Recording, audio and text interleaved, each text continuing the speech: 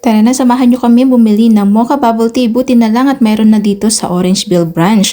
Maraming mga choices dito at sulit talaga yung perang ibabayad mo dito kasi napakasarap nga naman talaga ng bubble tea at minsan-minsan na naman tayo mag-crave nito. Dito nga pala ipinayagan nila ako magkuha ng video. Kinausap ko sila kung maaari po bang kumuha ng video habang gumagawa sila at sabi nila open na open daw po kami. Kaya ayan, maraming salamat dahil pinagkatiwala nila sa akin na makakuhanan sila ng video. Kaya eto ngayon ini-enjoy namin ang buong paligid habang sila ay busy naman sa paggawa ng aming order. Napakasarap po talaga lalong-lalo na po yung taro flavor with bubble tea or yung tapioca pearls. Ang sarap po niyan talaga guys. Maraming mga choices at murang-mura pa. Sulit na sulit talaga yung presyo na ibabayad mo.